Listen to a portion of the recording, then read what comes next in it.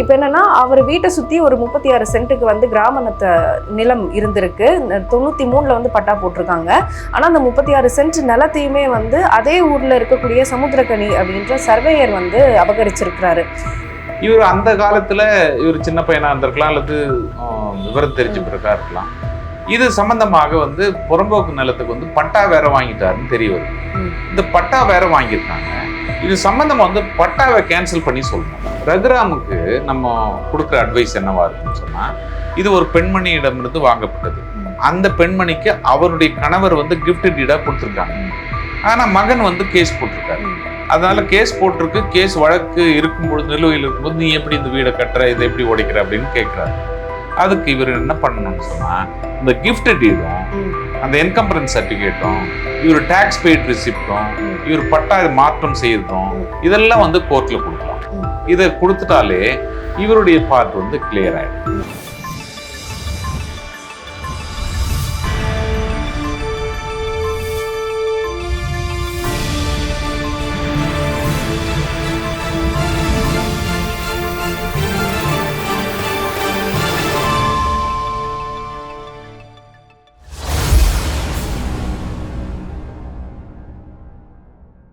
வணக்கம். ராவணாவின் சட்டம் என்ன சொல்கிறது நிகழ்ச்சிக்கு வரவேற்கிறோம். இன்றைய நிகழ்ச்சியில நம்ம கூட சட்டம் தொடர்பான நிறைய கேள்விகளுக்கு மூத்த வழக்கறிஞரும் சட்டக்கல்லூரி பேராசிரியருமான திரு தியாகராஜன் அவர்கள் பதில்கள் சொல்ல இருக்காங்க. நிகழ்ச்சிக்கு போகலாம். நான் ராகப்பிரியா. வணக்கம் சார். வணக்கம் சார். அடுத்த கேள்வி வந்து சுப்பிரமணியன், அக்ரஹாரம் தெரு, இளந்திரை கொண்டான், ஜமீன் கொள்ளங்கொண்டான் தபால், ராஜபாளையம் தாலுக்காலேருந்து எழுதியிருக்கிறாரு. இவர் வந்து தன்னை ஒரு மைனாரிட்டி கம்யூனிட்டி அப்படின்னு அவர் சொல்லி குறிப்பிட்டிருக்காரு. அவரு இப்போ என்னன்னா, அவர் வீட்டை சுற்றி ஒரு 36 சென்ட்டுக்கு வந்து கிராமணத்தை நிலம் இருந்திருக்கு. 93 வந்து பட்டா போட்டிருக்காங்க. ஆனால் அந்த 36 சென்ட் நிலத்தையுமே வந்து அதே ஊரில் இருக்கக்கூடிய சமுத்திரக்கனி அப்படின்ற சர்வேயர் வந்து அபகரிச்சிருக்கிறாரு. இந்த விஷயம் இவருக்கு 10 வருஷம் கழிச்சு தான் தெரிஞ்சிருக்கு. சமுத்திரக்கனி என்ன பண்ணிட்டாரு, அந்த அபகரிச்ச நிலத்தை அவரோட அம்மா பேர்ல வந்து எழுதிட்டாரு. ஸோ இப்போன்னா இவர்கிட்ட கேட்கும்போது இப்போ தரேன் அப்போ தரேன் இப்போ தரேன் காம்ப்ரமைஸ் பண்ற மாதிரியே பேசி பேசி கடைசியில சமுத்திரக்கனி ரிட்டையரே ஆயிட்டாரு. ஸோ அது வரைக்குமே வந்து இவருக்கு அவருடைய நிலம் கிடைக்கல. சிஎம் வரைக்குமே வந்து போயிட்டாரு. சுற்றி என்னென்ன மூவ்ஸ் எல்லாம் பண்ண முடியுமோ எல்லாமே வந்து பண்ணிட்டாங்க. ஆனால் சமுத்திரக்கனிக்கிட்டேருந்து அந்த நிலத்தை மட்டும் இவரால் வாங்க முடியல. இப்போ வந்து இவருடைய தலைமுறை வச்சிருந்த நிலம் எனக்கு வேணும் அப்படின்னு கேட்டிருக்காரு. என்ன பண்ணலாம்? அப்போ இந்த சமுத்திரக்கனி எங்க ஒர்க் பண்ணாரு? சமுத்திரக்கனி வந்து கவர்மெண்ட்ல சர்வேயரா இருந்திருக்கிறாரு. ஆனா இந்த பிரச்சனையெல்லாம் முடிஞ்சு, அதாவது அவர் ரிட்டையர் ஆனதுக்கு அப்புறம் அந்த ஆஃபீஸர் வந்து என்ன சொல்லியிருக்காருன்னா, சமுத்திரக்கனின்ற ஒருத்தர் இங்கே ஒர்க்கே பண்ணலை அப்படின்ற மாதிரி சொல்லியிருக்காரு அந்த ஆஃபீஸில் இருந்தவர். ஸோ இது இவருக்கு ரொம்ப ஷாக்கிங்காக இருந்திருக்கு. ஸோ ஒரு லாங் இயர்ஸ் வந்து இப்போ தரேன் நான் சீட் பண்ணிட்டு இப்போ கடைசியில் வந்து இல்லை அப்படின்ற மாதிரி ஆயிருக்கு. என்ன பண்ணலாம் அப்படின்னு கேட்குறாங்க. இவர் வந்து மைனாரிட்டியா சொன்னீங்க? அவரு சொல்லியிருக்காரு. அவர் சொல்லியிருக்காரு. முஸ்லீமா இருக்கலாம், கிறிஸ்டினா இருக்கலாம், யார் வேணாலும், அல்லது பிராமணன், சுப்பிரமணியன், ஆயர், சரி, குருக்கள், யாரோ ஒருத்தர். நம்ம எல்லாருக்கும் பொதுவானவர்கள் தானே. நான் வந்து மிலிட்ரிக்காரன் வேற, அதனால இந்தியா என் குடும்பம். ஸோ ஐயரா இருந்தாலும் இதுதான் சொல்லுவேன் நான். இவர் வந்து ஒரு வீடு இருக்கு, அவர் வீட்டுக்கு பக்கத்துல இது வந்து கிராம நத்தம் என்று சொல்லப்படுது. அக்ரஹாரம்னாலே அந்த கிராம நத்தத்துக்குள்ளதான் வரும். அந்த கிராம நத்தத்தை ஒட்டி இருக்கக்கூடிய புறம்போக்கு லேண்டு. அது புறம்போக்கு லேண்டு வந்து நிறைய இருக்கு. இந்தியாவில் நிறைய புறம்போக்கு லேண்ட் இருக்கு. அந்த புறம்போக்கு லேண்டு வந்து ஒரு 36 சென்ட் என்னமோ இன்னொருத்தர் அந்த சமுத்திரக்கனி அவருடைய அம்மா பேர்ல எழுதினதாக சொல்லப்படுகிறது. இவர் அந்த காலத்துல இவர் சின்ன பையனா இருந்திருக்கலாம், அல்லது விவரம் தெரிஞ்சு பிறக்கா இருக்கலாம். இது சம்பந்தமாக வந்து புறம்போக்கு நிலத்துக்கு வந்து பட்டா வேற வாங்கிட்டாருன்னு தெரிய வருது. இந்த பட்டா வேற வாங்கியிருக்காங்க. இது சம்பந்தமா வந்து பட்டாவை கேன்சல் பண்ணி சொல்லணும். யாருகிட்ட? தாசில்தார்கிட்ட சொல்லியிருக்கணும். எப்ப சொல்லியிருக்கணும்? வாங்கி ஒரு 3 வருஷத்துக்கு உள்ளவோ அல்லது ஏதோ ஒரு காரணங்களால சொல்லியிருக்கணும். பிளஸ் இந்த இடம் இவருக்கு சொந்தமா இருந்தாதான் ஒரு 12 வருஷம் கழிச்சு இந்த ப்ராப்பர்ட்டி எனக்கு அட்வர்ஸ் பொசிஷன், அதாவது என்ன அறியாம என்னுடைய இடத்துல பயன்படுத்துறான்னு சொன்னா ஒத்துக்க முடியாது. எனக்கு தெரிஞ்ச அந்த இடத்துல வீடு கட்டியிருக்கான்னு சொல்லி எதிர்ப்பு தெரிவிக்கணும். அதான் அந்த அட்வர்ஸ் பொசிஷன் சொல்லுது. அந்த மாதிரி ஒரு சூழ்நிலையில இவருக்கு தெரிஞ்சிருக்கு. அதுக்கப்புறம் இவர் எந்த நடவடிக்கை எடுக்காம, அல்லது 10 வருஷம் கழிச்சுதான் இவர் நடவடிக்கை எடுத்திருக்காரு. அப்புறம் போய் பார்த்தா அது வந்து பட்டா மாறி இருக்குன்னு தெரிய வருது. அவங்க அம்மா பேர்ல பட்டா இருக்குது. அப்புறம் நீங்க சொல்றீங்க அவர் வந்து சர்வேயர், நில அளவையர் அலுவலகத்தில் பணிபுரிந்து ஓய்வு எடுத்து விட்டாருன்னு சொல்றீங்க. ரொம்ப வயசான ஆளாக தான் இருப்பாரு. இப்போ அங்க ஓய்வு எடுத்ததா ஒரு 2வது தடவை போகும்போது இவர் கேள்வி கேட்கப்படுறாரு, அவர் அந்த டிபார்ட்மெண்ட்லயே ஒர்க் பண்ணல. சரி, இதெல்லாம் ஒரு பக்கம் இருக்கட்டும். இவர் வந்து ஒரு லீகல் சர்வீசஸ் அத்தாரிட்டிலாம் போனதாக முதலமைச்சர் இதுக்கெல்லாம் போறாரு. அங்கெல்லாம் ஒன்றும் ஆகாது. ஒன்லி நீங்க வந்து இந்த பட்டாவை வந்து கேன்சல் பண்ண முடியுமான்னு தான் பார்க்கணும். இவரு நம்ம சுப்பிரமணிய ஐயர் பட்டாவை கேன்சல் பண்ண முடியுமான்னு பார்க்கணும். பட்டாவை கேன்சல் பண்ண முடியாதுன்னு தாசில்தார் சொன்னா எப்படி சொல்றாரு அப்படின்றத பார்க்கணும். அது புறம்போக்கு லேண்ட் தானான்னு பார்க்கணும். புறம்போக்கு லேண்ட்ல வேற யாரோ அனுபவிச்சு கொண்டு மோர் தென் 13 இயர்ஸ் 15 இயர்ஸ் இருக்கிறாங்கன்னு சொன்னா அப்படி ஜஸ்ட் லைக் தட்லாம் வந்து பட்டாவை கேன்சல் பண்ணிட முடியாது. ஏன்னா the final document for any person in கிராமம் இஸ் பட்டா தான். அந்த பட்டா வந்து நீக்கரவு செய்யறது வந்து அவ்வளவு ஈஸி இல்லை. அதனால இவர் வந்து எத்தனை வருஷம் கழிச்சு கேட்கிறாருன்றது ஒரு கேள்வி. 4வதா இவருக்கும் அந்த புறம்போக்கு லேண்டுக்கும் எந்த சம்பந்தமும் இருக்குன்னு சொன்னா இவருடைய கிராம நத்தம்னு இருக்கு. கிராம நத்தத்துல ஒரு 2 சென்ட் இருக்கு. அந்த 2 சென்ட் வரைக்கும் இவர் என்ஜாய் பண்ணுகிறாருன்னா ஓகே. பட் அதை தாண்டி இருக்கக்கூடிய புறம்போக்கு லேண்ட்ல இவருக்கும் உரிமை இல்லையே.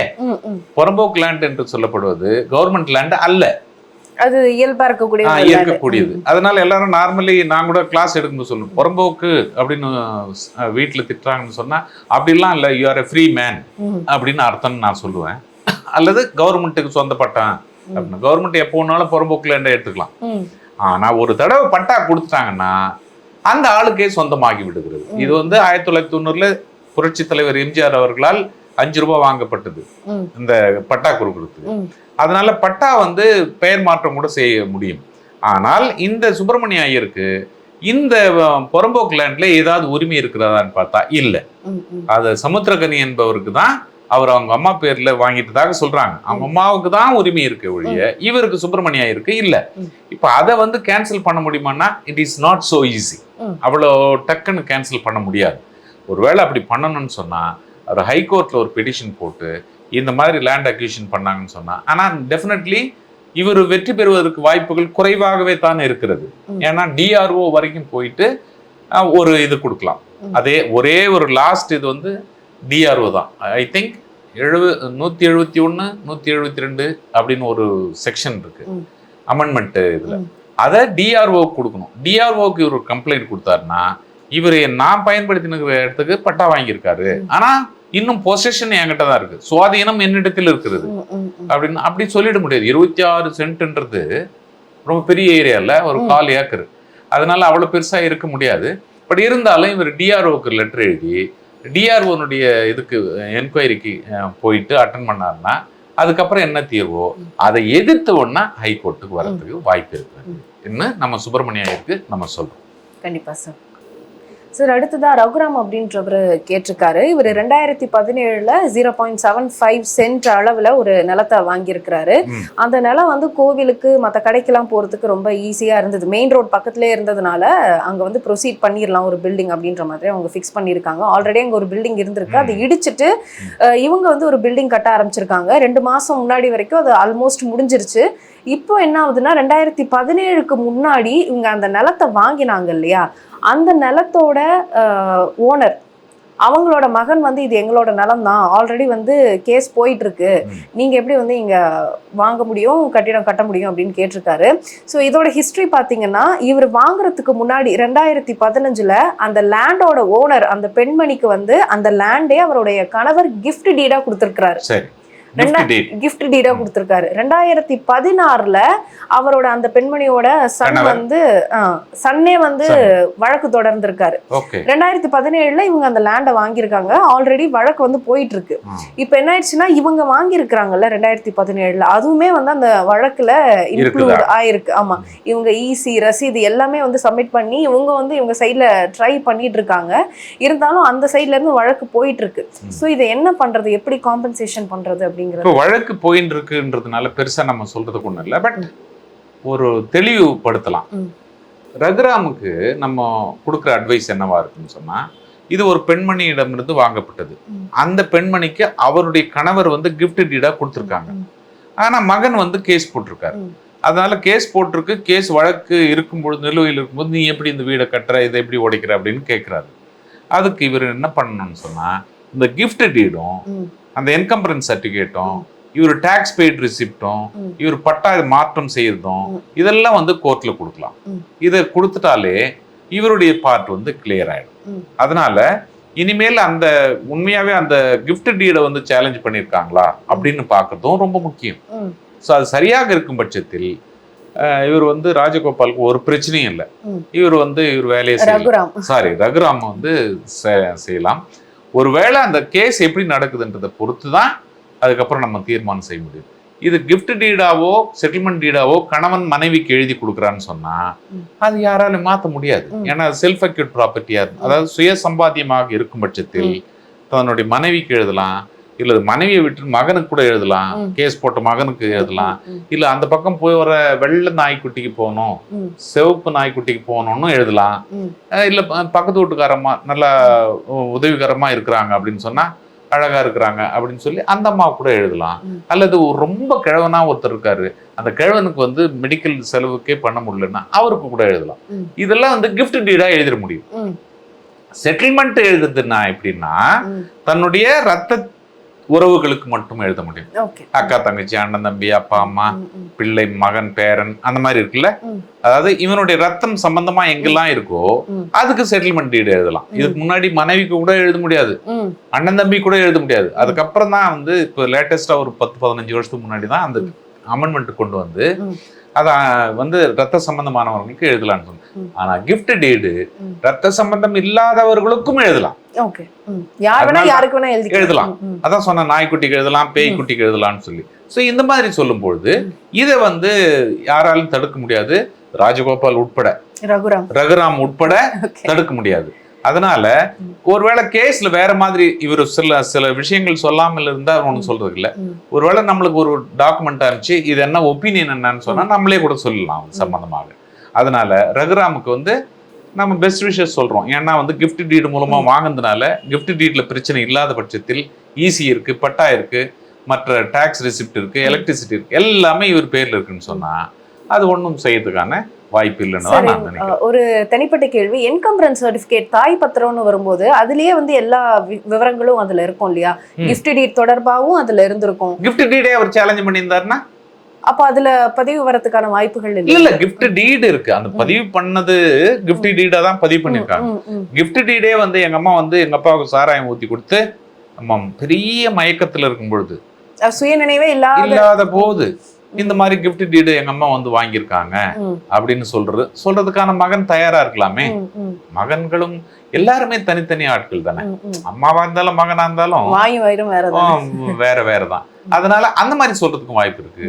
எனவே வந்து நீதிமன்றம் இதை தீர்மானிக்கும். ஆனால் ஒருவேளை நம்மளுக்கு எல்லா டாக்குமெண்ட்ஸும் ஒருவேளை உங்க கையிலயோ என் கையிலயோ அல்லது ராவணாஸ் கையிலயோ ஒரு டாக்குமெண்ட் வந்து ஒரு ஒப்பீனியன் கொடுங்க அப்படின்னு சொன்னா நிச்சயமாக நம்ம ஒப்பீனியன் கொடுக்கலாம். அதுக்கு என்ன செலவோ அதை ஏத்துக்க தயாராக இருக்கும் பட்சத்தில் நம்ம செய்யலாம். கண்டிப்பா கண்டிப்பா சார். இவ்வளவு நேரம் நேயர்களோட நிறைய சட்டம் தொடர்பான கேள்விகளுக்கு வந்து நீங்க பதில் சொல்லியிருக்கீங்க. ரொம்ப நன்றி. நேயர்களே, கண்டிப்பா இன்றைய சட்டம் என்ன சொல்கிறது நிகழ்ச்சி வந்து உங்களுக்கு ரொம்பவே பயனுள்ளதா அமைஞ்சிருக்கும்னு நம்புறேன். போன தடவையும் சரி இந்த தடவையும் சரி நிறைய சட்டம் தொடர்பான கேள்விகள் வந்து எங்களுக்கு நீங்க அனுப்பிச்சுக்கிட்டே இருக்கீங்க. அது வந்து ராவணா மேல உங்களுக்கு இருக்கக்கூடிய ஒரு அபரீதமான நம்பிக்கையை வந்து காட்டுது. ஆனா நீங்க அந்த மாதிரி கேள்விகள் அனுப்பும் போது உங்களுடைய பெயர், உங்களுடைய முகவரி, மற்ற விவரங்களையும் வந்து அதுல இணைச்சு நீங்க உங்க கேள்வியை கேட்கும் போது எங்களுக்கு அதை நிகழ்ச்சியில பேசுறதுக்கு ரொம்ப சுலபமா இருக்கும். ஏன்னா தலையும் இல்லாம வாலும் இல்லாம நீங்க வந்து வெறுமனே கேள்வி மட்டும் கேட்கும்போது எங்களுக்கும் வந்து அதுல என்ன விவரம்ன்றதை புரிஞ்சுக்க முடியணும் இல்லையா? அந்த மாதிரி ஒரு விஷயமும் இருக்கு. அதே மாதிரி விவரங்களை வந்து ரொம்ப நீட்டாம ரொம்ப கிறிஸ்பா நீங்க வந்து அனுப்பும் போதும் எங்களுக்கு அதை நிகழ்ச்சியில பேசுறதுக்கு ரொம்பவே வசதியா இருக்கும். ஏன்னா உங்களுக்கு வந்து என்ன விவரம், நீங்க என்ன கோத்ரூ பண்ணிட்டு இருக்கீங்க அப்படிங்கிறத வந்து நம்மளும் புரிஞ்சுக்கணும் இல்லையா? அந்த ஒரு விஷயத்த வந்து ஒரு வேண்டுகோளாவே வந்து இப்போ நான் உங்களுக்காக வைக்கிறேன். நீங்க அடுத்த தடவை உங்களுடைய சட்டம் தொடர்பான கேள்விகளை கேட்கும்போது மறுபடியும் சொல்றோம், உங்க பெயர், உங்க முகவரி, உங்க முழு விவரம், அதுக்கப்புறம் உங்களுடைய கேள்வியை வந்து ரொம்ப கிறிஸ்பா நீங்க அனுப்பும்போது எங்களுக்கு வந்து அதை பேசுறதுக்கு உங்களுக்கு அதற்கான பதில் கிடைக்கிறதுக்கு வந்து ரொம்பவே சுலபமா இருக்கும் அப்படிங்கிறதையும் நான் சொல்லிக்கிறேன். நிகழ்ச்சிக்கு வந்து உங்களுடைய ஆதரவு வந்து கொடுத்துக்கிட்டே இருக்கீங்க தொடர்ந்து. அதுக்கு வந்து மிகப்பெரிய நன்றியும் நான் சொல்லிக்கிறேன். மறுபடியும் வேற ஒரு சட்டம் என்ன சொல்கிறது நிகழ்ச்சியில சந்திப்போம். அதுவரை உங்களிடமிருந்து விடைபெறுவது நான் ராகப்பிரியா. நன்றி, வணக்கம்.